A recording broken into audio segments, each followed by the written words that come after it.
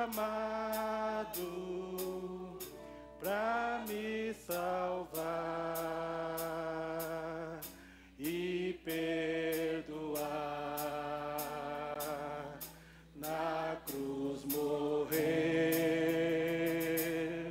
por meus pecados, mas ressurgiu e vivo com o Pai está, porque Ele vive no amanhã, vive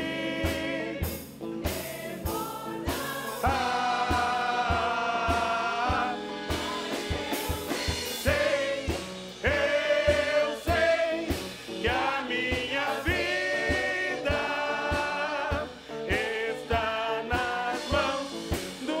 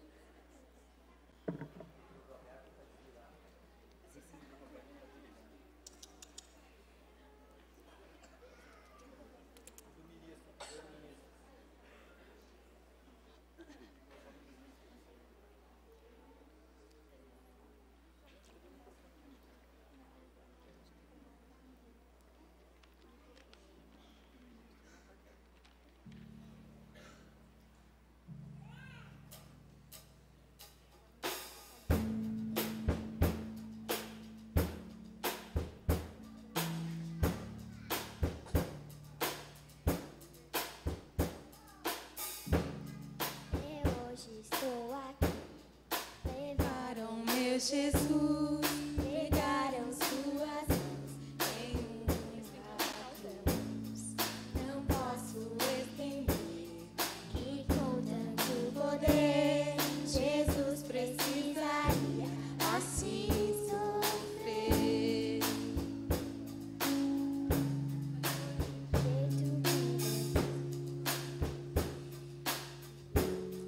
Eu hoje estou aqui, levaram meu Jesus, pregaram suas mãos em uma cruz.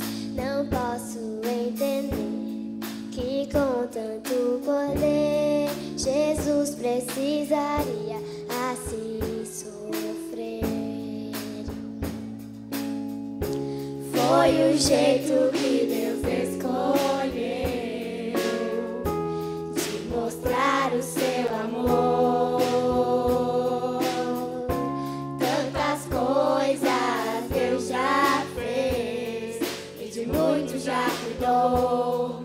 Pra Jesus a vida deu, paz com a vida, amor maior, prova de amor sem fim. Paz com a vida, amor maior, tanto amor Deus mostrou por mim.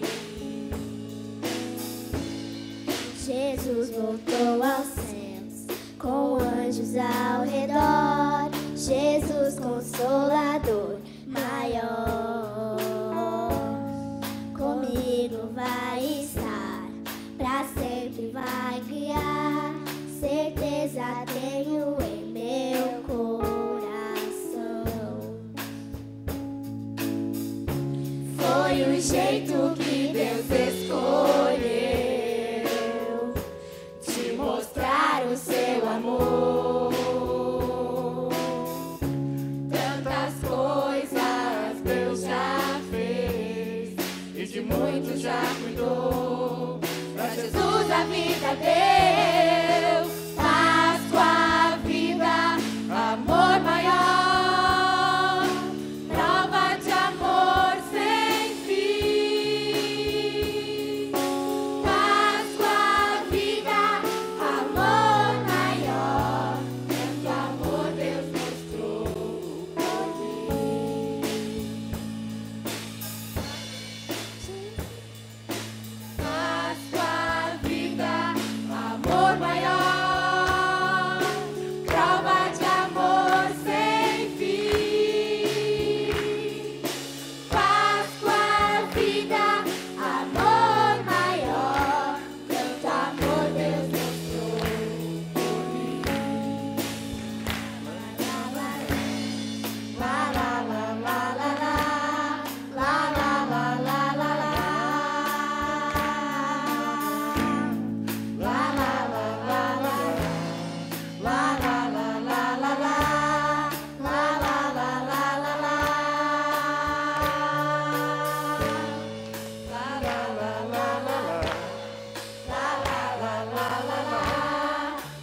la la la, la la la la la la, la la la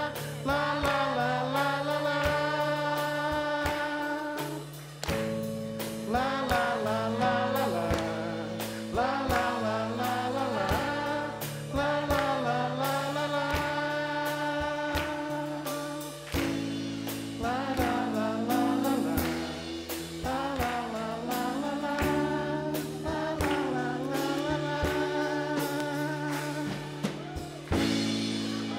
la la la la la la. Cordeirinho da Páscoa que trazes pra mim amor, perdão e a salvação. Amor, perdão e a salvação. Cordeirinho da Páscoa, quem ele é? Jesus Cristo de Nazaré. Jesus Cristo de Nazaré. Cordeirinho da Páscoa que trazes pra mim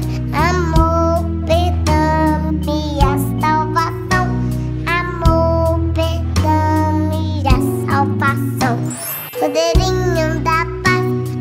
Quem Ele é? Jesus Cristo de Nazaré, Jesus Cristo de Nazaré.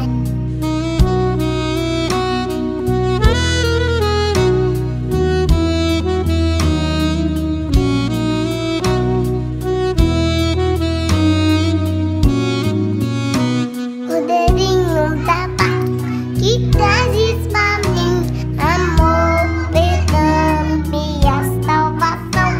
Amor, perdão e a salvação. Poderinho da paz. Quem Ele é? Jesus Cristo de Nazaré, Jesus Cristo de Nazaré. Aleluia, levante suas mãos aos céus. Reconheça a Ele como todo-poderoso em sua vida. Não há outro além do nome de Jesus, porque o nome dele está acima, muito acima de todos os nomes. Ei, declare essa verdade: poderoso. Poderoso esse nome é, poderoso esse nome é, o nome de Jesus, meu Rei. Poderoso esse nome é, mais forte que tudo é. Poderoso esse nome é, o nome de Jesus. Poderoso esse nome é, poderoso esse nome é, o nome de Jesus, meu Rei. Poderoso esse nome é. Sim, Jesus, tua igreja reconhece que o teu nome é poderoso. A tua igreja reconhece nessa noite que tu és o Cordeiro Santo de Deus, que se deu em resgate de cada um de nós. Mas nós temos plena convicção de que o túmulo está vazio e que o nosso Redentor vive. A morte não pode detê-lo. Ele ressuscitou e está sentado à destra do Todo-Poderoso. Ei, nós te damos graças, Jesus. Ei, reconhecemos que tu és o Todo-Poderoso. Ei, tu és o Todo-Poderoso, Jesus. E a tua igreja, Senhor, nessa noite reconhece essa verdade. Não há ninguém como tu, Jesus. Tu és aquele que era, que é e que há de vir. Tu és o alfa e o ômega, o princípio e o fim. Tu és a fonte de vida, e sem ti nós nada podemos fazer. Oh, nós te damos graças por tua bondade manifestada em nossas vidas, Senhor. Oh, nós te adoramos nessa noite. Oh, nós te adoramos, Jesus. Nós te honramos, Jesus, nessa noite. Honramos a ti, Jesus, nessa noite.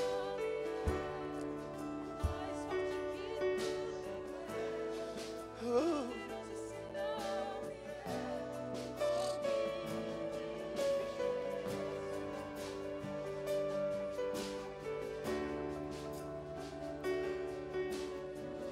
Feche seus olhos, eu quero orar com você.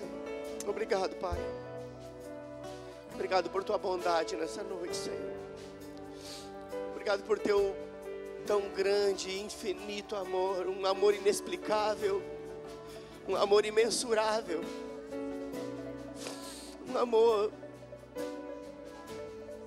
totalmente inexplicável, que nos alcançou na nossa condição, para mudar a nossa condição.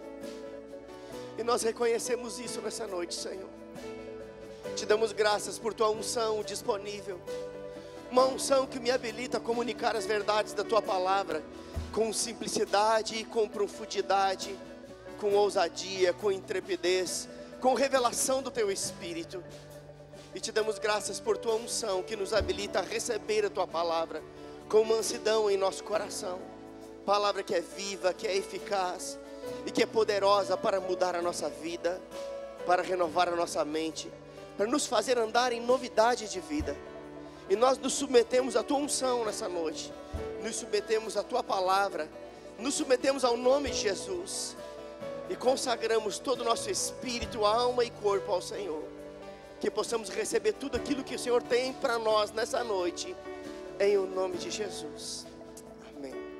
Aleluia. Você pode se assentar. Obrigado, queridos. Você pode ficar comigo. Glória a Deus. Que noite memorável é essa, né, gente?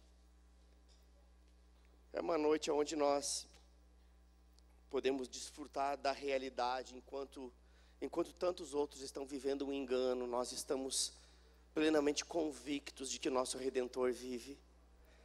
O nosso Jesus, Ele não está mais pregado numa cruz. Nosso Jesus está sentado à destra do Pai, e a Bíblia diz que nós fomos ressuscitados juntamente com Ele, estamos assentados com Cristo nas regiões celestiais. Mas todos nós sabemos que hoje, nesse domingo de Páscoa, a maioria das pessoas comemora trocando ovos de chocolate, coelhos de chocolate, e na verdade não há nada de errado em presentear as pessoas com chocolate, porque isso é apenas uma expressão de amor, uma expressão de carinho, e nós sabemos que, assim, não há um erro em você presentear alguém. Nós mesmos, né, eu e minha esposa, nossa família recebeu ontem uma cesta de chocolate de um casal que expressou o amor por nós, o carinho por nós, nos dando uma cesta de chocolate. Nós chegamos em casa e logo desfrutamos, e foi uma bênção. Então não há erro, né, em demonstrar o carinho, demonstrar o amor, dando presente para alguém. Agora, nós não podemos esquecer que Páscoa não tem nada a ver com coelho, não tem nada a ver com ovo.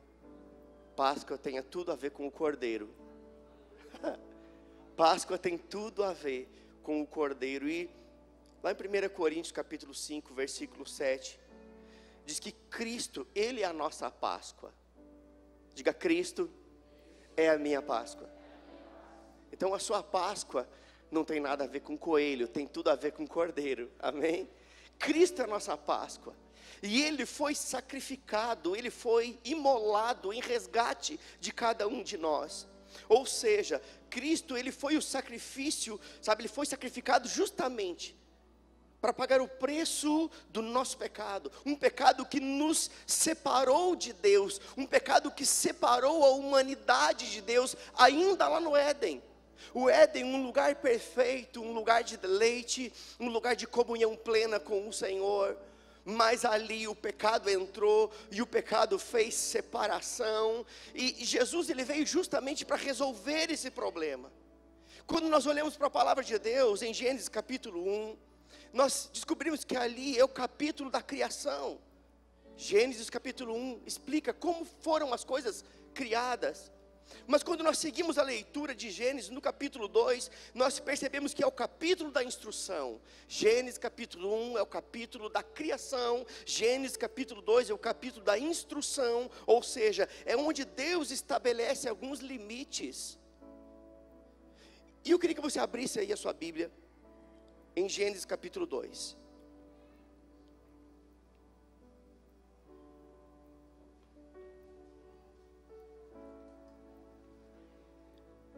Eu queria que só aqueles que são pais e mães levantassem a mão aqui.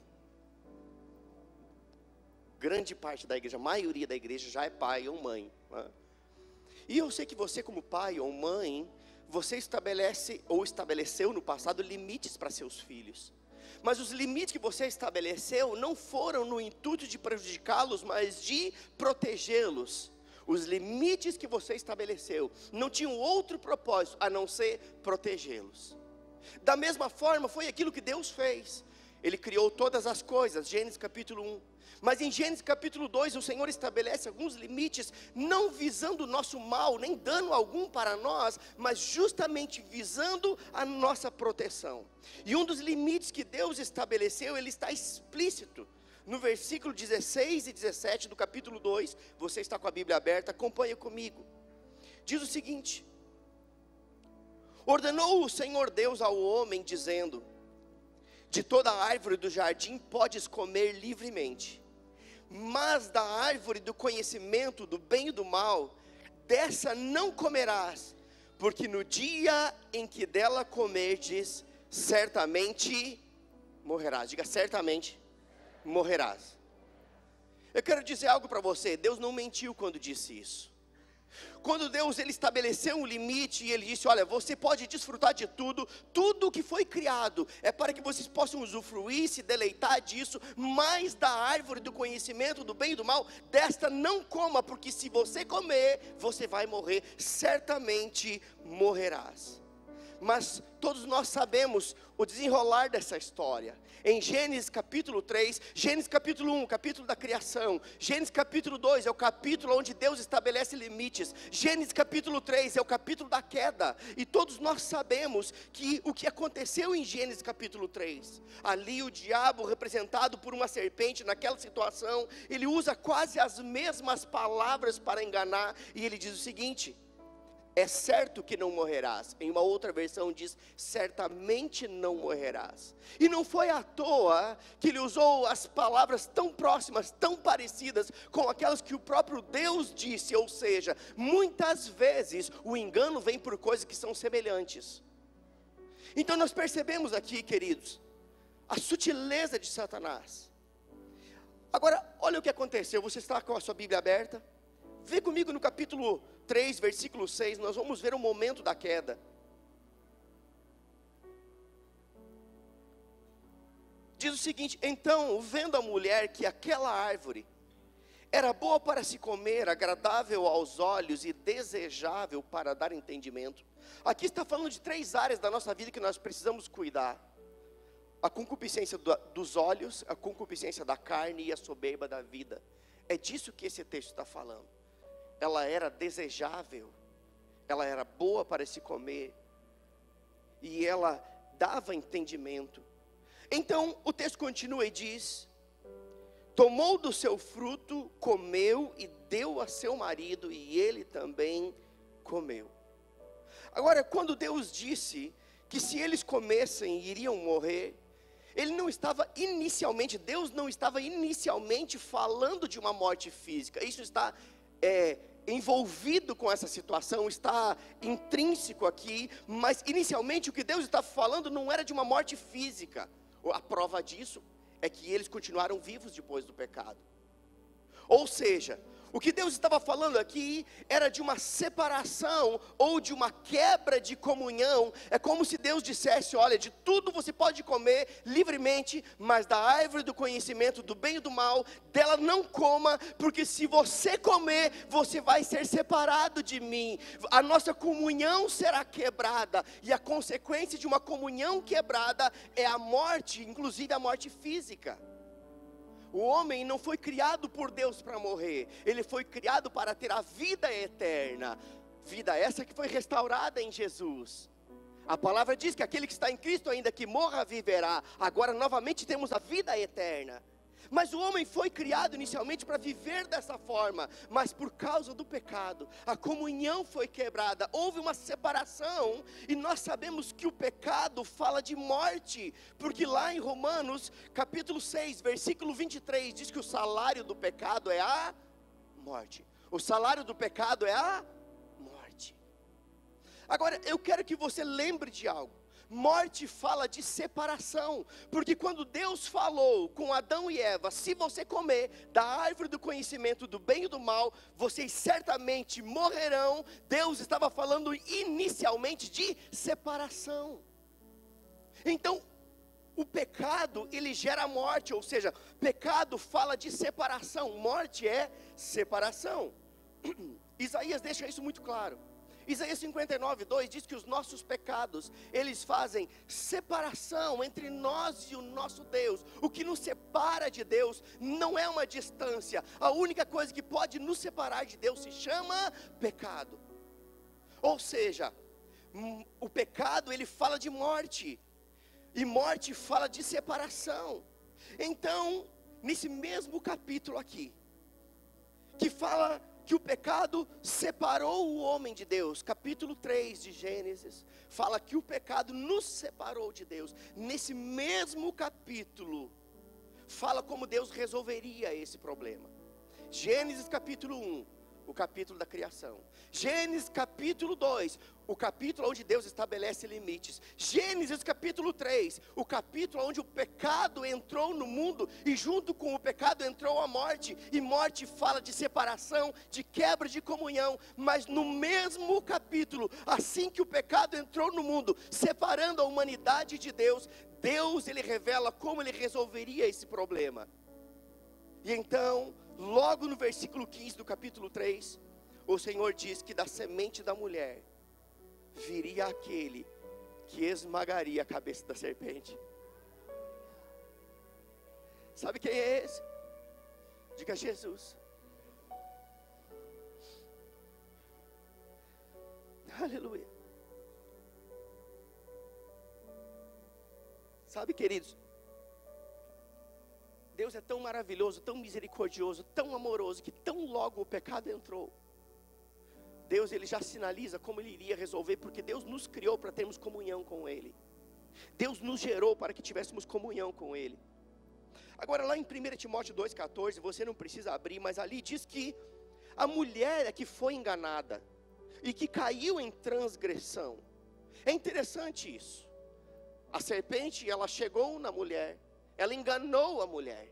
E a mulher, ela aceitou o engano, a sutileza de Satanás, caiu em transgressão e levou o seu marido a cair juntamente com ela. Na verdade, a responsabilidade maior é dele, porque a ordem dada por Deus era para que ele cuidasse, para que ele protegesse, para que ele estivesse como cabeça daquela situação, dizendo como as coisas deveriam acontecer.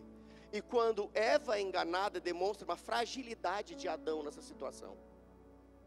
Agora, 1 Timóteo 2,14 diz que a mulher foi enganada, ela caiu em transgressão, mas o interessante é que Deus ele faz tudo perfeito, e usa justamente a mulher como a porta para a vinda do Messias. A mulher que foi enganada pela serpente, usada pelo diabo, é justamente a mulher que é usada pelo Senhor como a porta para a vinda do Messias.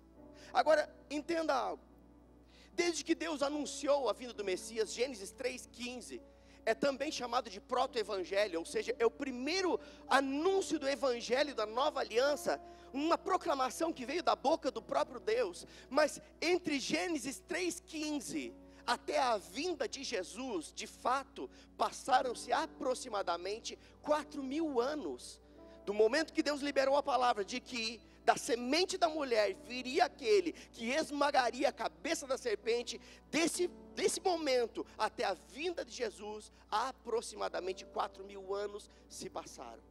Mas 4.000 anos é muito tempo. O povo poderia se perder, poderia esquecer dos ditos do Senhor, poderia perder o rumo, perder o norte daquilo que Deus havia falado. Então Deus, na sua infinita misericórdia, Ele começa a dar sinais, Ele começa a usar algumas tipologias que funcionavam como que placas sinalizadoras. Nós sabemos que o Velho Testamento, ele é a sombra do Novo Testamento, ou seja, o Velho Testamento são sinais que apontavam a vinda do Messias. Tudo que acontece no Velho Testamento está apontando para o Novo Testamento. E é por isso que nós não vamos conseguir entender o Velho Testamento sem ler o Novo Testamento. Eis uma dica para você. Você começa a ler Gênesis, está interessante. Êxodo mais ou menos. Quando chega em Levítico, você fecha a Bíblia e vai para Salmos e Provérbios. Você não entende mais nada. Mas só não entende porque não leu o Novo Testamento. E nós precisamos ler primeiro o Novo Testamento 1, 2, 3, 4 vezes. E então quando nós lermos o Velho Testamento, nós vamos ver Jesus em todo ele. Amém, queridos? Fica a dica para você. Mas nesse período de 4.000 anos, Deus ia sinalizando o caminho por meio de tipologias. Melquisedeque era um tipo de Cristo, Moisés era um tipo de Cristo. Eles não eram o Cristo, mas Moisés era uma espécie de libertador, como Cristo é o libertador. Agora veja bem, essas tipologias elas funcionavam justamente como que placas que apontavam o caminho, que apontavam que aquele povo tinha um caminho a percorrer e não poderiam se desviar nem para a direita, nem para a esquerda. E esta era a proposta de todo o Velho Testamento, de tudo o que aconteceu entre Gênesis 3,15 até a vinda de Jesus. Agora veja bem, uma dessas figuras, um desses tipos, do Velho Testamento, que funcionavam como que placas sinalizadoras, é justamente aquilo que aconteceu com Abraão e Isaque. Ali é uma figura, ou seja, Abraão ali, ele era um tipo ou uma figura do Pai, ou uma figura de Deus, enquanto Isaque era uma figura do Cristo que seria oferecido. São figuras de linguagem que Deus usava, tipos ou sombras de coisas futuras. E eu queria que você abrisse sua Bíblia em Gênesis capítulo 22.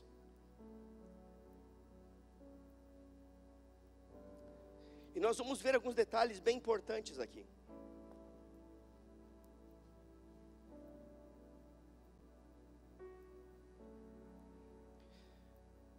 Gênesis capítulo 22. E você vai ver requintes de detalhes aqui, que apontam para o Messias, para Jesus. Diz o seguinte a partir do versículo 1. E aconteceu depois destas coisas, que provou Deus a Abraão e disse: Abraão.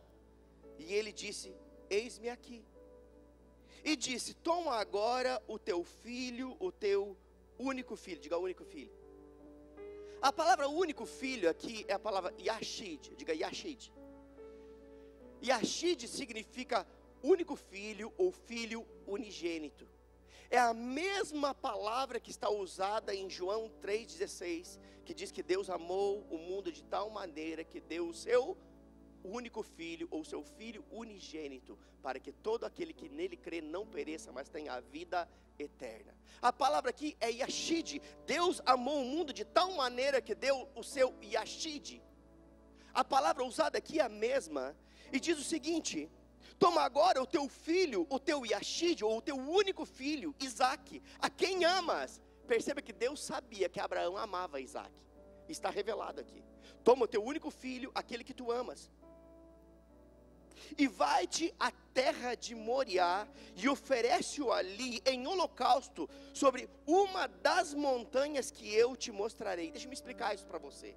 A terra de Moriá é uma região de várias montanhas, e é uma cadeia de montanhas, e entre elas, entre essa cadeia, essa terra de Moriá, havia o Monte Moriá, que fazia parte de outros montes, ou seja, havia uma série de montanhas na terra de Moriá, ou seja, havia o Monte Moriá, o Monte Sião, o Monte das Oliveiras e o Monte Calvário. Todos esses montes faziam parte de uma região chamada terra de Moriá.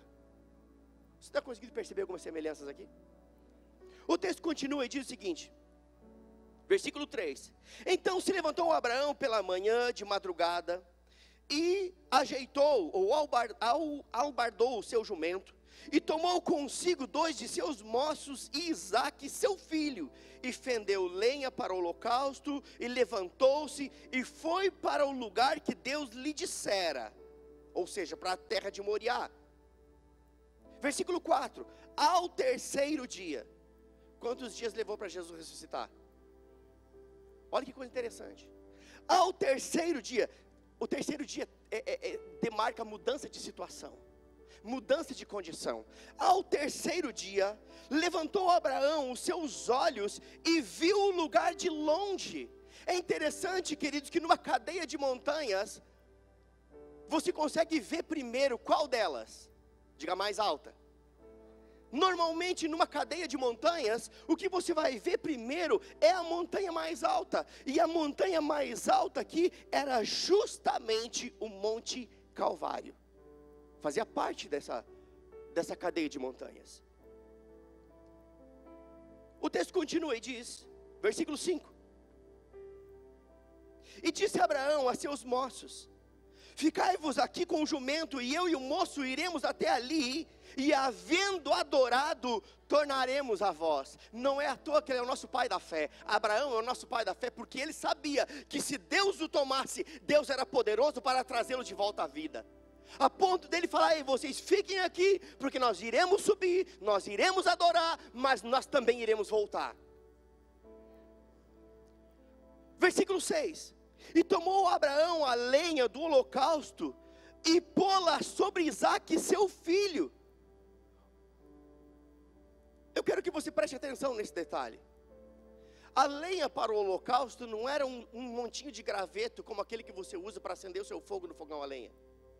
era muita lenha, o suficiente para queimar um corpo. Era muita lenha. E essa lenha foi colocada sobre Isaque, para que Isaque subisse com o seu pai o Monte Calvário, carregando a lenha do seu sacrifício. Isso me prova que ele não era uma criança, ele não era um bebê, ele era já um jovem adulto. Estudiosos dizem que ele deveria ter aproximadamente 33 anos nessa época.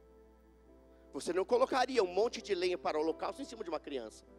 Então, se você tinha essa ideia de que Isaque era um bebezinho de colo, tira isso de lado. Aqui fica muito claro que Isaque subiu com a lenha para o holocausto no mesmo monte aonde Jesus subiu com um madeiro para o sacrifício. Versículo 6, vamos lá. E tomou Abraão a lenha do holocausto e pô-la sobre Isaque seu filho, e ele tomou o fogo e o cutelo na sua mão, e foram ambos juntos. Versículo 7, então falou Isaque a Abraão seu pai e disse, meu pai. E ele disse, eis-me aqui meu filho. E ele disse, eis aqui o fogo e a lenha, mas onde está o cordeiro para o holocausto? Diga comigo, onde está o cordeiro? Eu fico imaginando que nesse momento os céus pararam, anjos e demônios ficaram em silêncio para ouvir aquilo que Abraão iria responder para seu filho. Um filho que era acostumado com esse ritual de ofertas de sacrifícios, não humanos, mas de animais. Então ele pergunta para o seu pai, pai, aqui está o fogo, a lenha, o cutelo, está tudo aqui, mas onde está o cordeiro? Diga cordeiro. Páscoa não tem nada a ver com coelho, tem tudo a ver com cordeiro. Versículo 8. E disse Abraão, Deus proverá para si o cordeiro. Deus proverá para si o cordeiro para o holocausto, meu filho. Assim caminharam ambos juntos e vieram ao lugar que Deus lhe dissera, e edificou Abraão ali um altar e pôs em ordem a lenha, e amarrou a Isaque seu filho e deitou-o sobre o altar em cima da lenha. Sabe o que eu acho interessante aqui? Que Isaque estava amarrado em cima do altar, e Jesus estava pregado em um madeiro. Isaque não podia sair porque estava amarrado, Jesus não poderia descer porque estava pregado. O texto continua e diz o seguinte: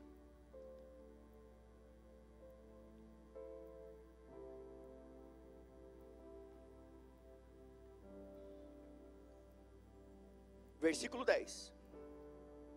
E estendeu Abraão a sua mão, e tomou o cutelo para imolar o seu filho. Mas o anjo do Senhor lhe bradou desde os céus e disse, Abraão, Abraão. E ele disse, eis-me aqui. Então disse, não estendas a tua mão sobre o moço, e não lhe faças nada, porquanto agora sei que temes a Deus, e não me negaste o teu filho, o teu único. Diga único. A palavra que é Yashid. Não me negaste o teu filho, não me negaste o teu Yashid, o teu único filho. Então levantou Abraão seus olhos e olhou, e eis um carneiro, diga carneiro. Um carneiro detrás dele, travado pelas pontas ou pelos chifres. Agora, eu quero que você entenda algo. Dentro do contexto da época, um animal adequado para o sacrifício não era um carneiro. Um carneiro, um animal mais velho, fato é que tinha chifres, estava amarrado pelos chifres. Mas o interessante é que Isaque pergunta, aqui está a lenha, aqui está o cutelo, está o fogo, mas onde está o cordeiro? E o seu pai responde, Deus proverá para si o cordeiro. Agora, quando nós olhamos o decorrer da história, nós não encontramos um cordeiro aqui. Nós encontramos um carneiro, um animal mais velho, amarrado pelos chifres. Então, versículo 12, diz o seguinte, versículo 13, vamos ler de novo. Então levantou Abraão seus olhos e olhou, e eis um carneiro detrás dele, travado pelas pontas, ou amarrado pelos chifres no mato. E foi Abraão e tomou o carneiro e ofereceu em holocausto em lugar de seu filho. E chamou Abraão o nome daquele lugar, o Senhor proverá. Proverá fala de passado, presente e futuro. O Senhor, diga, proverá. Está falando de coisas futuras e não de coisas presentes. Agora, entenda algo. Dentro dessa realidade aqui, eu quero lembrar você de algo. Essa pergunta de Isaac, como eu falei antes, provavelmente ela ficou pairando nos céus, não apenas por aquele momento, porque quando Abraão responde, Deus proverá para si o cordeiro de fato não estava disponível, estava um animal que na verdade não era adequado para o contexto da época, mas quebrava o galho, mas não era o sacrifício adequado. Passaram-se então aqui mais 2000 anos, e num determinado momento, está João Batista batizando no Jordão, e de repente ele levanta os olhos, e ele diz: eis aí o Cordeiro de Deus, que tira o pecado do mundo. Uma resposta que ficou de Abraão a Jesus, de Abraão até que em determinado momento, João Batista responde e diz: eis aí o Cordeiro de Deus, que tira o pecado do mundo. O que nos separou de Deus? O que foi que separou a humanidade de Deus? Diga, o pecado. Eu quero lembrar você que o salário do pecado é a morte, e morte significa separação. Se você comer da árvore do conhecimento do bem e do mal, certamente morrerás, certamente serás separado. Então, eu poderia dizer que o salário do pecado é a separação entre Deus e o homem. O pecado de fato é um problema, queridos. Deus, Ele ama o pecador, mas Ele abomina o pecado. Deus, Ele odeia o pecado, mesmo que ame o pecador. Deus não descarta ninguém. Na verdade, todas as pessoas são o alvo do amor de Deus. Deus deseja alcançar qualquer pessoa, por pior que ela seja, porque Deus a ama, mesmo que Ele odeie o pecado dessa pessoa. O pecado de fato faz separação. Agora veja bem, o pecado é como que, sabe, ele faz como que uma espécie de barreira seja construída entre nós e o Senhor. Eu não sei quanto a você, mas em algum momento da minha vida cristã, quando eu deslizei, cometi algum pecado, o pastor cometeu pecado, sim, queridos, e é provável que eu cometa mais alguns. A diferença é que o pecado na vida do crente é um acidente. E temos o Espírito Santo, que quando escorregamos, Ele nos alerta. Mas na hora nós percebemos que algo está errado, e nós precisamos nos consertar. Porque então dentro de nós há uma inclinação para o conserto. Porque aquele erro parece que nos distancia do Senhor. É ou não é verdade? Então o pecado ele faz justamente isso. Ele cria como que uma forma de barreira que nos impede de termos acesso ao Senhor. Ou seja, mesmo que o amor de Deus por nós, ele continue a existir, nós não conseguiremos recebê-lo por causa dos nossos pecados. E foi justamente por isso que Deus enviou a Jesus. Abra comigo sua Bíblia em 1 de João.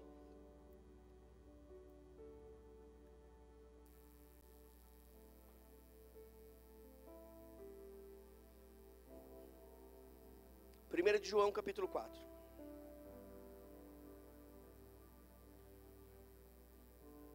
No finalzinho da sua Bíblia.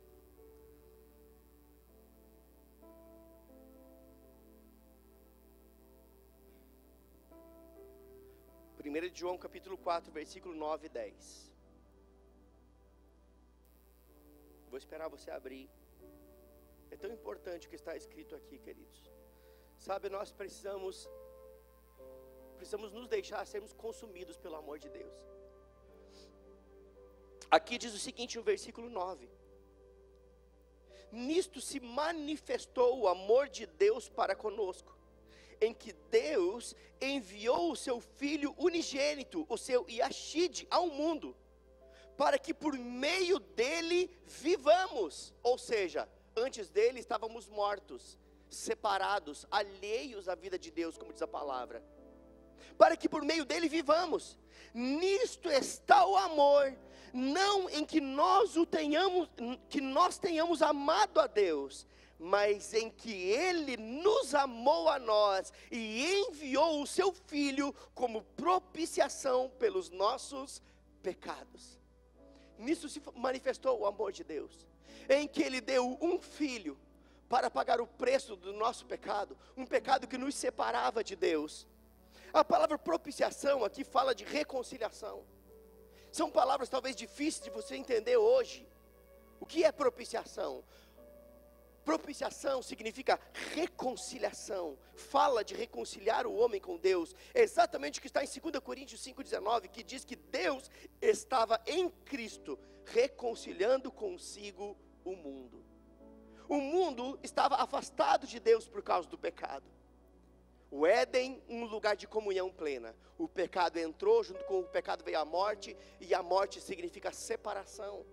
Então Deus providenciou a Jesus, que veio para reconciliar o homem com Deus. Ou seja, não é por aquilo que o homem faz, mas por aquilo que Deus fez por intermédio de Cristo Jesus. Porque Deus estava em Cristo, reconciliando consigo o mundo, como está em 2 Coríntios 5,19. E aqui está a beleza do Evangelho. Nós estávamos separados, alheios à vida de Deus, mas em Jesus nós fomos reconciliados. A Bíblia diz que nós éramos inimigos de Deus. Ei, a Bíblia deixa muito claro que antes de Jesus nós éramos inimigos de Deus. Simplesmente porque sobre nós estava a marca do pecado.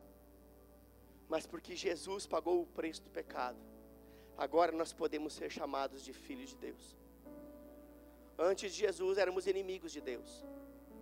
Depois de Jesus somos muito mais do que amigos, agora somos filhos de Deus. O povo da velha aliança era o povo de Deus. O povo da nova aliança são filhos de Deus. Por isso que a nova aliança está firmada em melhores promessas. E é por isso que João Batista disse: eis aí o Cordeiro de Deus, que tira o pecado do mundo.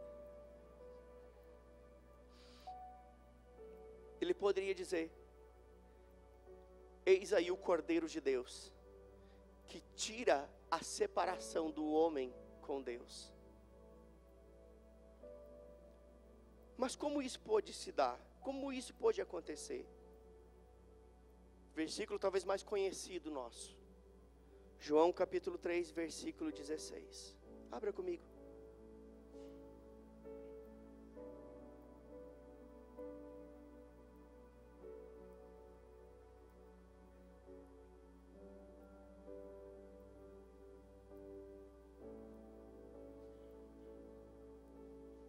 João 3,16.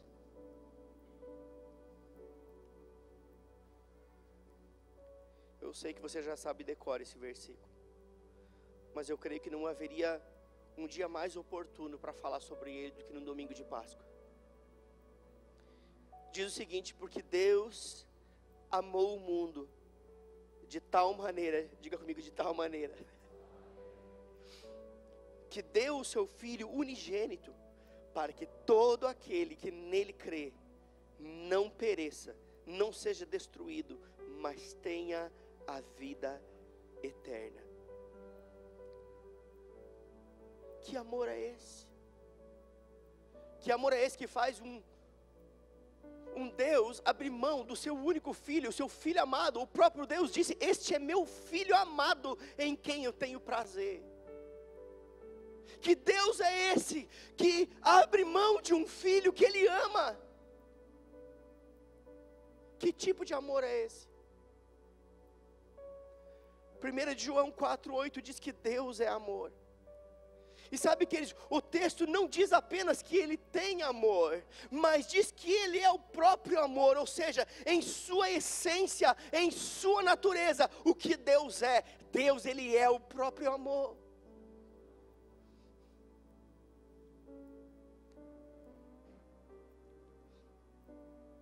Romanos 5,8 diz que Deus dá a prova do seu amor para conosco. Como que Deus pode provar o seu amor para conosco? diz que Ele dá prova do seu amor para conosco, em que quando éramos ainda pecadores, Cristo morreu por nós.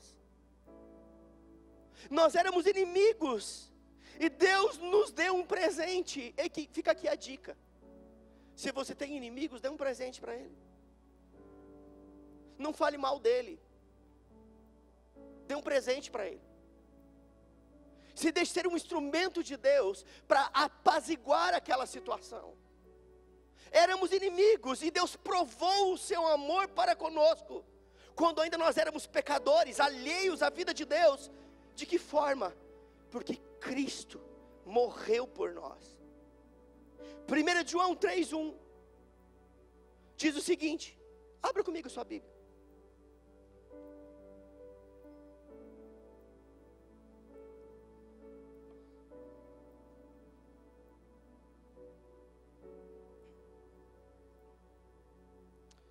Primeiro de João, capítulo 3, versículo 1. Diz assim: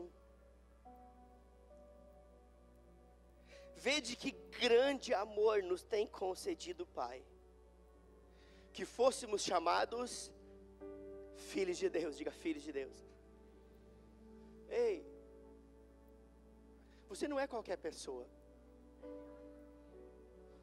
Você é filho de Deus. Eu, como pai, eu faço de tudo para proteger as minhas filhas. Você, como pai, eu sei que faz isso também. Porque um pai ama, cuida, protege seus filhos. E esse texto diz: veja o grande amor que o Pai nos concedeu, que nos permitiu sermos chamados agora não mais amigos de Deus apenas, não mais povo de Deus, mas filhos de Deus. E o texto continua e diz: e nós somos. E a manifestação desse amor que Deus tem por nós, que nos salva, que nos protege, que nos consola, não é qualquer amor. É um grande amor inexplicável, imensurável, que a sua razão não vai conseguir assimilar. Razão humana alguma conseguiria assimilar o tamanho do amor de Deus pelas nossas vidas.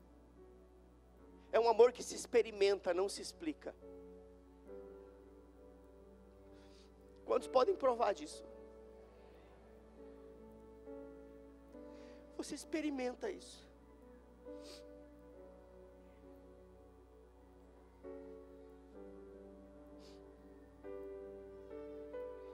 E a manifestação desse amor,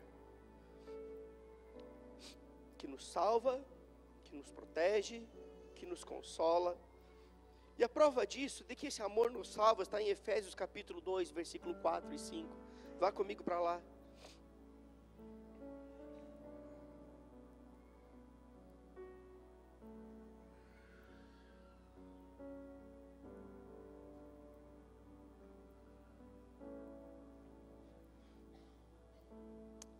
Efésios capítulo 2, versículo 4 e 5 diz assim: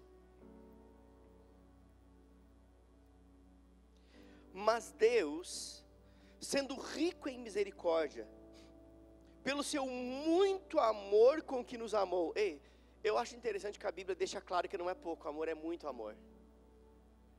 É um amor sem medida. Pelo seu muito amor com que nos amou, estando nós ainda mortos em nossos delitos, nos vivificou juntamente com Cristo, pela graça sois salvos. Eu acho interessante, queridos, que esse texto no versículo 5 diz: estando nós ainda mortos. Agora a minha pergunta é: antes de aceitar Jesus, você estava morto ou estava vivo? Você estava morto vivo. Porque morte significa separação, não é inexistência.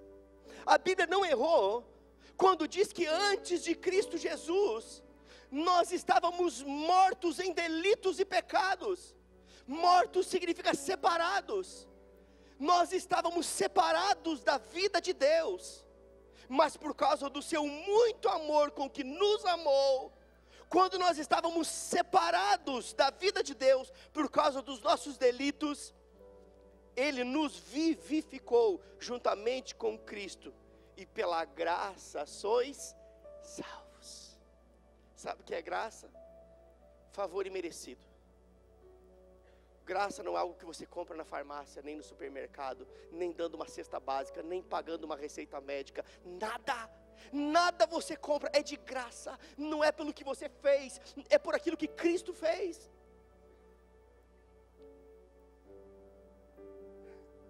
Sabe, queridos, o que é salvar? Algumas pessoas não conseguem entender isso, mas salvar é te tirar de uma condição de risco. Quando uma criança está em risco e um pai logo pega no braço e puxa, vai atravessar a rua sozinha, e o pai pega na mão e atravessa com ela. Se soltasse, talvez estaria correndo o risco de ser atropelada. E criança é assim, não tem noção do risco. E nós muitas vezes somos exatamente assim, não temos noção do risco. E eu digo uma coisa para você: uma pessoa sem Cristo é uma pessoa que está em risco constante. Ela pode ter dinheiro, ela pode ter saúde, mas ela não tem o principal, ela não tem a segurança e a proteção que só Cristo pode dar. Salvação é nos colocar num lugar de proteção. Porque o amor de Deus nos protege. Amém? O amor de Deus não somente nos salva, mas Ele nos protege. Salmo 36, versículo 7, diz o seguinte, eu vou ler para você. Diz que por causa do amor e da benignidade do Senhor, nós encontramos refúgio à sombra de suas asas. Por causa do amor e da bondade de Deus, da benignidade do Senhor, nele nós encontramos refúgio, nele nós encontramos proteção. Sabe de uma coisa, queridos? A sua salvação custou muito caro. E uma coisa que custa caro, você não deixa vulnerável, você não deixa desprotegido. Eu tenho certeza que antes de entrar nesse lugar, no mínimo que você fez foi ligar o alarme do seu carro, porque você sabe o quanto custou para você adquiri-lo. Só que o seu carro não vai com você, e mesmo assim você cuida. Mas a sua salvação custou muito caro. A sua salvação, ela custou o preço do precioso sangue de Jesus Cristo. Sabe o que significa? Você vale muito para Deus. Você não é um qualquer. Você não é um miserável. Você não é uma pessoa sem valor. Você vale muito para o Senhor. Você foi comprado por um preço altíssimo, o precioso sangue de Jesus Cristo. E é esse Deus que protege você. Sabe, queridos, no Velho Testamento, o Senhor dá uma instrução para o seu povo. E diz que o anjo da morte iria passar, mas aqueles que tivessem a marca do sangue do Cordeiro nas vergas, nos umbrais das portas, o anjo da morte passaria e não causaria dano algum àquela família. A instrução de Deus era: sacrifique um cordeiro, pegue o sangue dele e passe nos umbrais da porta. E quando o anjo da morte passar e ver a marca do sangue, ele não pode tocar nessa família. Isso era na velha aliança. Na nova aliança, você não tem a marca do sangue na porta da sua casa. Você está coberto com o sangue do Cordeiro. Não é um cordeiro que você sacrificou, é um cordeiro que o próprio Pai sacrificou para te salvar. Você tem a marca do sangue. Diga: eu tenho a marca do sangue. Aleluia. Você está coberto por inteiro. Você está debaixo de uma total proteção por causa do sangue do Cordeiro. E é por isso que Salmo 91, versículo 7 diz que 1000 poderão cair ao teu lado e 10.000 à tua direita, mas tu não serás atingido. Sabe por quê? Porque você tem a marca do sangue. 1.000 podem cair de um lado, não tem a marca do sangue. 10.000 pode cair do outro lado, não tem a marca do sangue. Mas você não será atingido, porque você está coberto pelo sangue.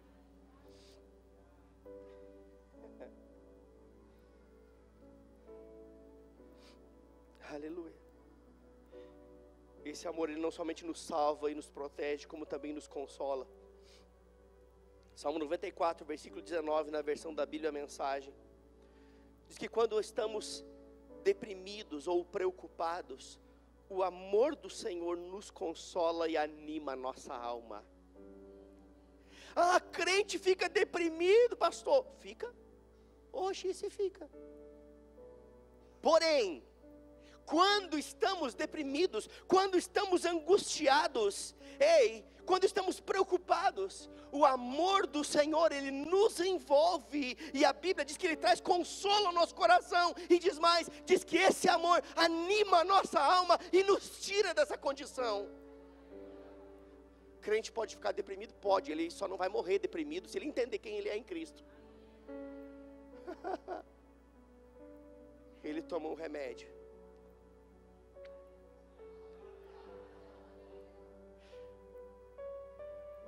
Você quer tomar remédio para sono? Larga a mão do Rivotril e toma Salmos. Em paz me deito, logo pego no sono, porque só o Senhor me faz repousar em segurança. Esse amor nos consola. Sabe, queridos, esse amor que Deus tem por nós é um amor incondicional. É um amor que não impõe condições. É diferente de um amor de pessoas que estão próximas a nós. É diferente, por exemplo, do amor que muitas vezes a minha filha ou a minha esposa tem por mim. Eu espero, pelo menos. Mas é diferente. Eu sei que tem maridos apaixonados pelas esposas. Ontem tivemos culto de casal aqui. Foi manto. Se você não veio, você deixou de ganhar. Não perdeu nada, porque não pode perder o que você não ganhou, né? Então, mas ontem era notório ver uns apaixonados pelos outros, olhando no zóio no zóio. Mas o amor de Deus é diferente de um amor de pai e filho, de mãe e filha, de marido e esposa. Porque muitas vezes esse amor impõe algumas condições, mesmo que seja marido, mesmo que seja esposa, mesmo que seja pai e filho, impõe algumas condições para continuar amando. Mas o amor do tipo de Deus é um amor incondicional. É um amor que não impõe condições. Eu sei que muitos dizem, não, o amor de Deus é semelhante a um amor que a mãe tem pelos seus filhos. Negativo. Quem disse isso está enganado. Eu vou te dizer por quê. Porque a prova disso é que uma mãe, quando tem um filho que vai casar, ela acha que nenhuma mulher é suficientemente boa como ela. E ela diz, é o meu filho. Está comigo? Não é regra. Mas não é assim. É o meu filho, é a minha filha. Mas o amor de Deus deu o filho. O amor de Deus virou a cara para o filho. Deus virou a cara para o filho, sim. Jesus não mentiu quando ele disse, Deus meu, por que me desamparaste? Nesse momento, o nosso pecado estava sobre ele. E o pecado gera morte, e morte gera separação.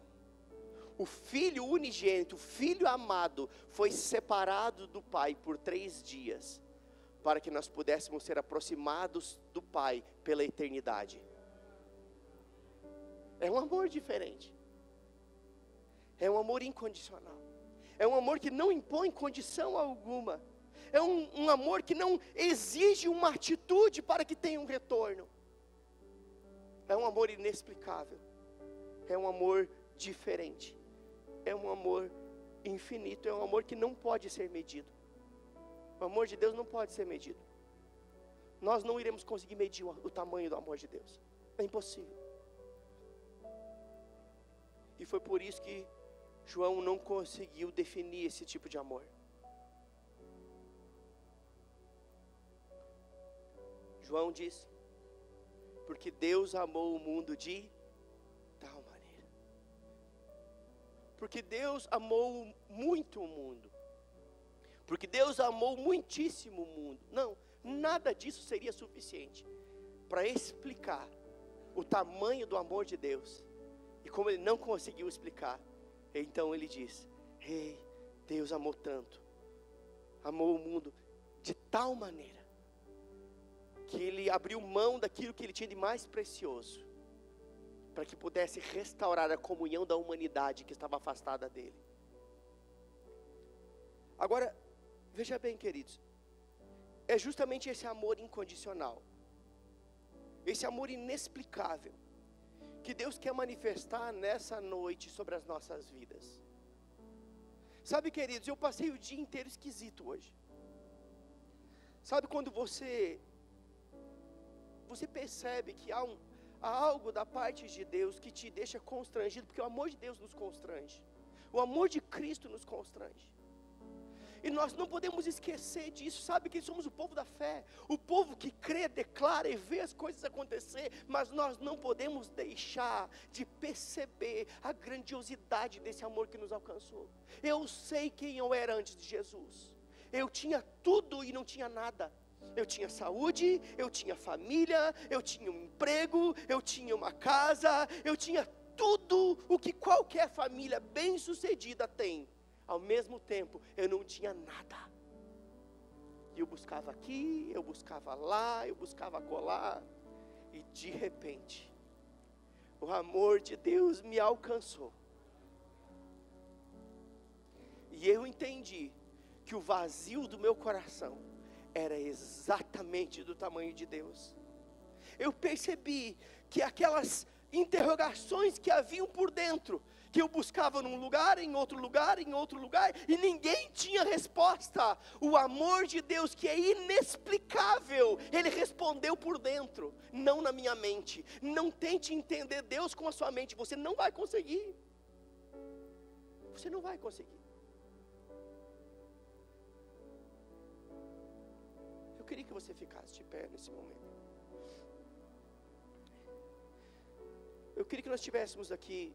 Tem uma música para a gente cantar que fale do amor de Deus? Vocês dão os pulos e vai dar tudo certo. Amém? Sabe, queridos, eu não quero que você venha para a igreja para ser um religioso. Os religiosos mataram Jesus. Sabe quem matou Jesus? Os religiosos. Os doutores da lei mataram a Jesus. Na verdade foi o nosso pecado, mas usou eles para matarem Jesus. E Deus não está te chamando para você ser um religioso. O Senhor te chama para ser um adorador. Alguém que ame o Senhor verdadeiramente e entenda que a sua vida sem o Senhor não vale a pena. Sabe, queridos, uma vida sem Jesus é uma vida vazia. É uma vida sem sentido. Uma vida sem Jesus é uma vida sem respostas. Você pode ter tudo e ao mesmo tempo você sabe por dentro que não tem nada. Mas o oposto disso é uma vida com Jesus. Nós somos envolvidos por um amor incondicional, um amor imensurável, um amor inexplicável. E então nós encontramos a verdadeira razão da nossa existência. Encontramos sentido para a nossa vida. E eu tenho certeza que nesse momento o Senhor quer alcançar você com o amor dEle. Quer te envolver com o seu próprio amor. Feche seus olhos, vamos adorar o Senhor.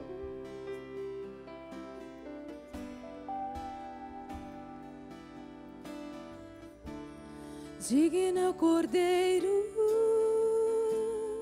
que Santo, santo Ele Se você sabe a letra dessa música, feche seus olhos e cante a Ele. O novo cântico. Se você não sabe, ela está projetada, mas se você sabe, feche seus olhos e cante sem olhar para a letra. Sobre o trono do céu, digno, digno é o Cordeiro que foi morto. Santo, santo Ele é.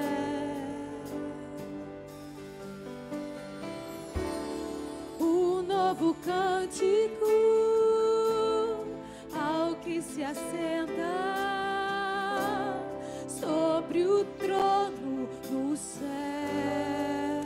Aleluia. Santo, santo, santo, Deus Todo-Poderoso, que era e é e há de vir. Com a criação eu canto louvores ao Rei dos Reis. És tudo para mim e eu te adorarei.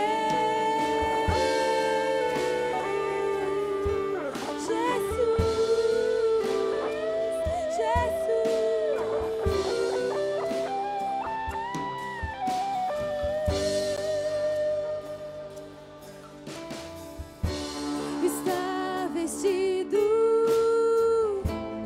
de arco-íris, sons de trovão, luzes, relâmpagos, louvores, honra e glória, força e poder para sempre, ao único Rei eternamente. Santo, santo, santo, Deus Todo-Poderoso, que era e é e há de vir. Com a criação eu canto louvores ao Rei dos Reis. És tudo para mim e eu te adorarei. Santo, santo, santo, Deus Todo-Poderoso, que era e é e há de vir. Com a criação eu canto louvores ao Rei dos Reis. És tudo para mim e eu te adorarei. Aleluia. Sabe, queridos, deixa-me dizer algo para você. Se a sua esperança está só nessa vida, a Bíblia diz que você é o mais miserável de todos os homens. Não sou eu que estou dizendo, a Bíblia está dizendo isso. Que se a nossa esperança é apenas desta vida, nós somos os mais miseráveis de todos os homens. Sabe o que isso significa? Que aquilo que nós cantamos é uma realidade. Ele é, aquele que era, mas Ele também é aquele que há de vir. E Ele vai vir para buscar o seu povo, aqueles que têm uma aliança com Ele, aqueles que fazem parte da sua família. Só serão buscados aqueles que fazem parte da sua família. Ah, mas todos são filhos de Deus. Engano, queridos. Engano é engano, é engano. Todos nós somos criatura de Deus. Mas João diz: todos quantos o receberam, Deus deu a estes o direito e o poder de se tornarem filhos de Deus. Sabe de uma coisa? Jesus está às portas. E a nossa esperança não é só dessa vida, mas é da vida que há de vir.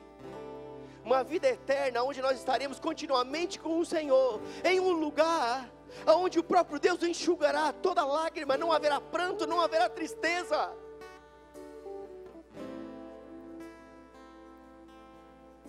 Mas para isso, é necessário uma atitude nossa. Nós cantamos aqui, que Ele é todo poderoso, e de fato Ele é. Eu quero ler um texto com vocês, eu vou ler, não pegue sua Bíblia não se distraia. Mas lá em Sofonias capítulo 3, versículo 17, diz o seguinte: o Senhor teu Deus está no meio de ti, poderoso para te salvar. De fato Ele é poderoso. Ele está no meio de nós. Ele está entre nós. Ele está dentro de nós. Mas Ele é poderoso para te salvar. O mesmo texto diz: Ele se alegrará em ti, Ele se deleitará em ti e te renovará com o seu amor. Sabe o que isso significa? Talvez você esteja murcho como uma planta sem água, mas o desejo de Deus é te tirar dessa condição, é te salvar, porque Ele é poderoso para te salvar. E mais do que isso, Ele é poderoso para te trazer renovo por meio do amor dEle derramado no seu coração. Eu queria que você fechasse seus olhos agora, todos vocês de olhos fechados. Sabe que Ele disse um momento tão precioso, tão poderoso. Esse é o melhor momento do culto, onde nós podemos desfrutar do agir do Espírito Santo, falando de forma individual com cada coração. E eu sei que nesse exato momento Deus está comunicando ao coração de algumas pessoas aqui, pessoas que entraram aqui desmotivadas, desanimadas, desacreditadas, angustiadas, preocupadas, talvez até deprimidas, oprimidas.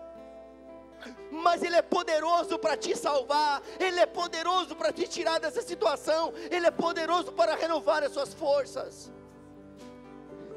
E tudo que você precisa fazer é deixar Ele agir e trabalhar no seu coração. E talvez você seja uma dessas pessoas que entrou aqui nessa condição. E eu quero dizer algo para você: a sua vida sem Jesus não vale a pena. A sua vida sem Jesus é uma vida vazia, é uma vida sem sentido. E é por isso que você veio a este lugar nessa noite, porque o Senhor quer te tirar dessa condição. Ele é poderoso para te salvar. Mas talvez tenham pessoas aqui que um dia já confessaram a Jesus como Senhor da sua vida, mas entendem que é um momento de reafirmar o seu compromisso com Ele, porque Jesus está às portas. Então você também é alvo desse momento.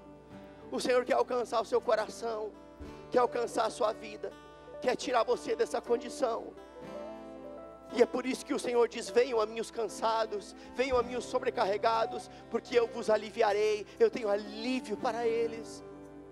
E talvez você seja essa pessoa que precisa entregar os fardos ao Senhor e entender que Ele não está com a mão encolhida, Ele está pronto para te acolher, pronto para te consolar, pronto para te renovar, pronto para te fortalecer, pronto para te colocar numa outra condição. Esse é o desejo de Deus: tirar todo o peso, toda a opressão da sua vida. E tudo que você precisa fazer é dizer sim para Jesus. Não é dizer sim para uma igreja, para um pastor, para uma religião. Não, religião não muda ninguém, igreja não muda ninguém. Jesus muda, Jesus pode mudar a sua vida. E tudo que você precisa fazer é entregar a sua vida a Ele, ou reafirmar o seu compromisso com Ele. Se você é essa pessoa que entende que você precisa de Jesus, apenas levante uma de suas mãos, eu quero orar com você. Temos uma mão levantada, outra mão levantada, outra mão levantada, outra mão, outra mão, outra mão. Eu sei que o Senhor está fazendo uma grande obra aqui. Eu sei que o Senhor está fazendo uma grande obra aqui. Ele é teu socorro nessa noite. O Senhor é o teu socorro nessa noite. Deus é o teu socorro nessa noite. Você que levantou sua mão, vem aqui, eu quero orar com você. Vem aqui, deixe-me orar com você. Eu quero orar de uma forma bem específica mesmo. Aleluia, aleluia, pode vir para cá. Vem para cá que eu quero orar com você.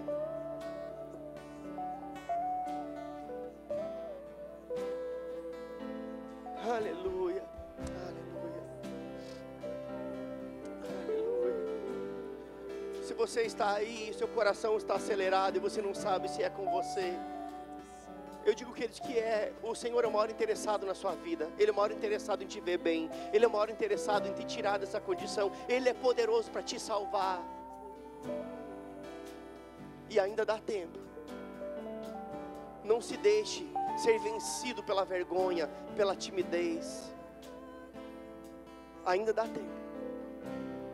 Eu queria que vocês que vieram aqui à frente, olhem para mim aqui. Vocês todos que vieram à frente, olhem para mim aqui.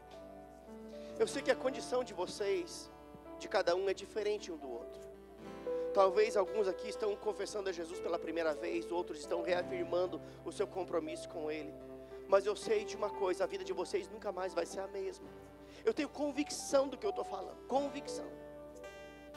A vida de vocês nunca mais vai ser a mesma, por causa de uma decisão que vocês tiveram, de confiar a Ele, a vida de vocês, o futuro de vocês, e lançar sobre Ele toda a preocupação, toda a ansiedade, toda a angústia, todo o medo. E eu queria convidar vocês a fazer uma oração comigo. Toda a igreja vai fazer a mesma oração. É uma oração de confissão, de entrega, para que você possa entregar a Ele seus fardos, entregar a Ele principalmente a sua vida. Se você já fez isso, não tem problema, é uma reafirmação de algo que você já fez no passado, e talvez outros farão pela primeira vez.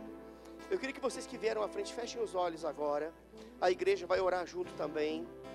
Digam comigo: Senhor Jesus, nessa noite eu ouvi a Tua voz e eu entendi que sem Você eu nada posso. A minha vida não tem sentido sem Você. Portanto eu decido entregar a minha vida a Jesus Cristo.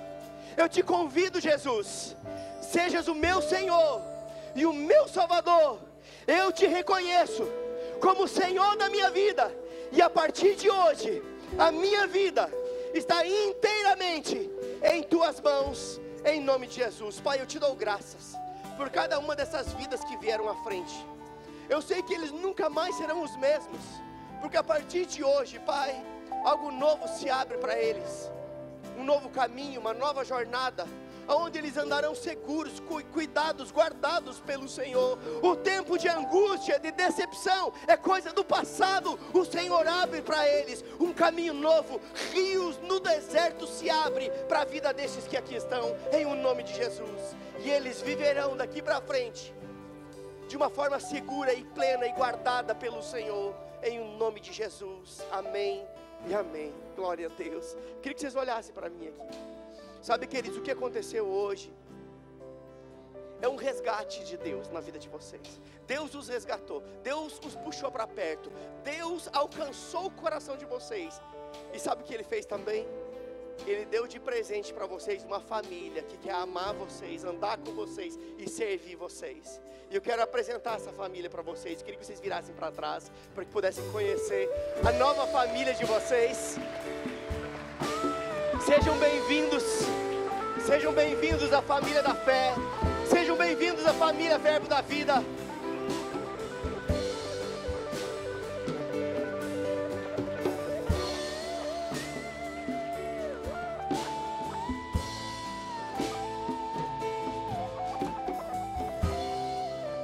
Aleluia, aleluia, aleluia. Glória a Deus. Por favor, aqui está o pastor Marcos, acompanha ele ali também. Ah, sim, tem a ceia, né? Vamos deixar eles participar da ceia conosco. Guarda aí a imagem deles, fica com eles aí, tá bom? E vocês vão tomar a ceia junto conosco, amém? Pode colocar eles aqui, ó, nessas cadeiras vagas aqui, ó. Tira os negócios de cima, deixa eles aqui na frente. Vocês vão tomar a ceia junto conosco, amém? Glória a Deus, glória a Deus. Depois o pessoal aí da consolidação vai pegar os dados de vocês, para que nós possamos acompanhá-los, amá-los e estar perto com vocês. Mas sabe, queridos, esse é um momento onde todos os meses nós participamos da ceia do Senhor. A ceia não é um ritual, é um memorial para os filhos de Deus, aqueles que têm uma aliança com o Senhor. Uma aliança, ela não é estabelecida porque eu me tornei membro de uma igreja. Uma aliança não é estabelecida porque eu tenho um certificado de batismo. Uma aliança é estabelecida quando eu digo sim para Jesus. E nesse momento, uma aliança foi estabelecida e nós passamos agora a estar vestidos de Cristo, lavados e remidos pelo sangue do Cordeiro. Amém? Esse é o único critério bíblico para participar da ceia. Eu sei que alguns segmentos denominacionais têm alguns protocolos e nós os respeitamos, mas preferimos ficar com aquilo que a Bíblia diz. A Bíblia diz que o único critério para participar da ceia do Senhor é ter nascido de novo, ter entregue a vida a Jesus Cristo. Ah, mas fulano não desceu as águas, não batizou ainda. E eu quero trazer à memória que o ladrão da cruz que se arrependeu também não batizou e foi para o céu. Amém? Batismo é uma ordenança assim como a ceia, mas o batismo não é um critério para participar da ceia, é uma ordenança assim como a ceia é. Amém? Então nesse momento nós como igreja, nós celebramos a ceia, participamos da ceia. A ceia é um memorial daquilo que Cristo fez por nós, um Cristo que se entregou em resgate de cada um de nós, e não poderia ter um momento mais apropriado para participar da ceia do Senhor, como um domingo de Páscoa, um domingo onde nós celebramos a ressurreição daquele que venceu a morte. Amém, queridos? Então é com essa consciência que nós vamos participar da ceia. Talvez você diga, não, mas eu cometi um pecado hoje, eu errei, eu fiz isso, menti, sei lá, fiz uma falcatrua. Então se arrependa, crente. Só isso. Se você se arrepender, você está pronto para participar da ceia. Sabe o que a Bíblia diz? Examine-se, pois, o homem a si mesmo, e coma do pão e beba do cálice. Não está dizendo que para você examinar o seu irmão. Ah, fulano não deu o dízimo, não pode participar da ceia. Não importa se ele deu ou não deu. O que importa é você e o Senhor. Você não está apto a examinar o outro. Você tem que se examinar. Examine-se, pois, o homem a si mesmo. Sabe, queridos, a Bíblia não diz que tomar um pouquinho de suco de uva e comer um pedacinho de pão vai te matar. A Bíblia diz que permanecer na prática do pecado é que nos mata, porque o salário do pecado é a morte. E quando a Bíblia diz que alguns, porque comeram indignamente, participaram indignamente da ceia, é porque participaram da ceia sem se arrepender, fizeram isso como um ritual e atraíram sobre si mesmo condenação.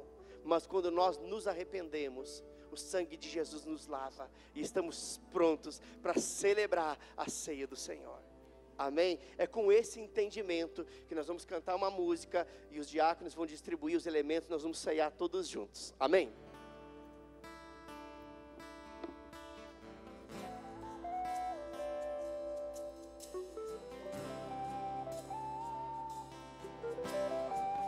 Você pega aí e aguarda que nós vamos ceiar todos juntos. Digno Cordeiro que foi morto, Santo, Santo Ele é. Um novo cântico ao que se assenta sobre o trono do céu.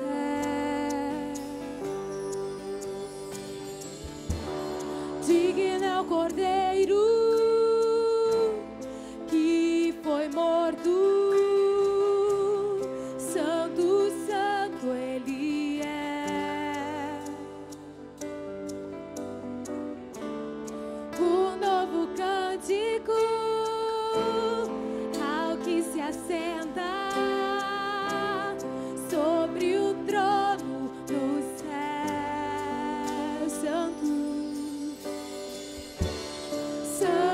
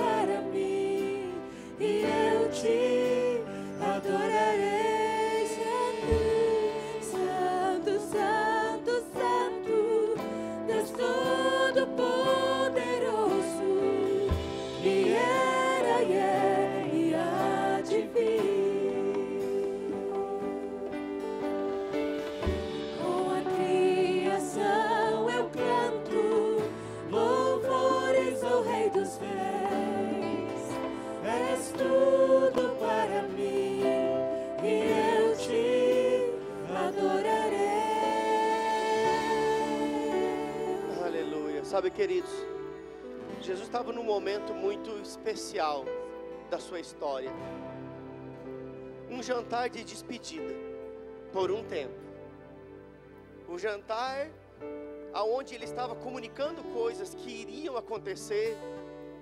E seus discípulos, eles deveriam entender de forma espiritual aquilo que Jesus estava falando. E esse é o momento da ceia.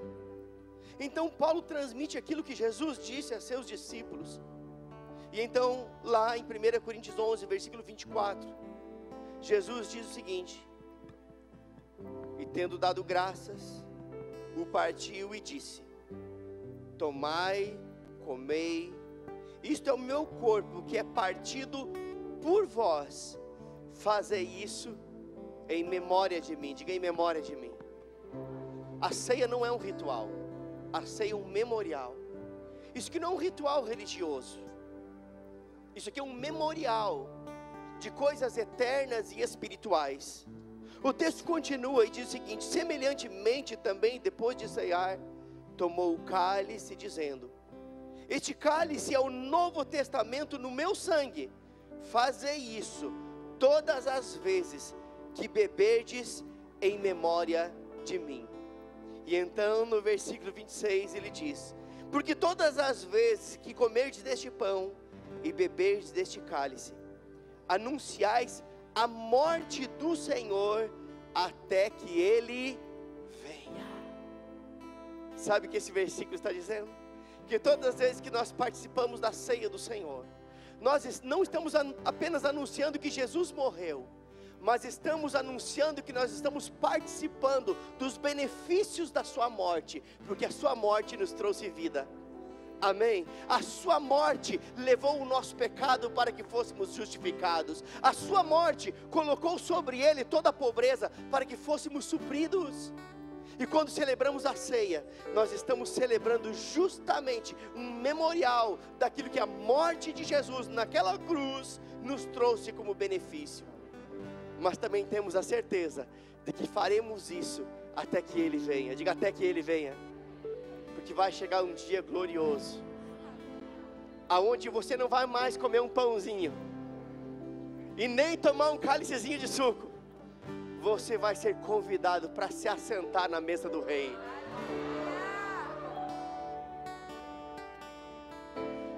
Pai, eu te dou graças, porque esse pão é uma representação do teu corpo que foi moído naquela cruz, foi rasgado, furado, chicoteado. Um corpo que foi cravado naquela cruz, que levou sobre ele todo o nosso pecado, toda a nossa miséria, toda a nossa morte, para que em ti tivéssemos vida e vida em abundância. Eu te dou graças, Pai, porque esse cálice representa o sangue de Jesus que verteu naquela cruz. Hoje nós não temos mais o sangue do Cordeiro na verga das portas da nossa casa, mas nós fomos lavados pelo sangue do Cordeiro. Por isso praga alguma chega à nossa casa, praga alguma chega à nossa tenda, aos nossos filhos. Nós estamos guardados pelo sangue do Cordeiro. E por isso te damos graças. Participamos da ceia com esse entendimento, em nome de Jesus. Amém e amém. Como do pão e beba do cálice.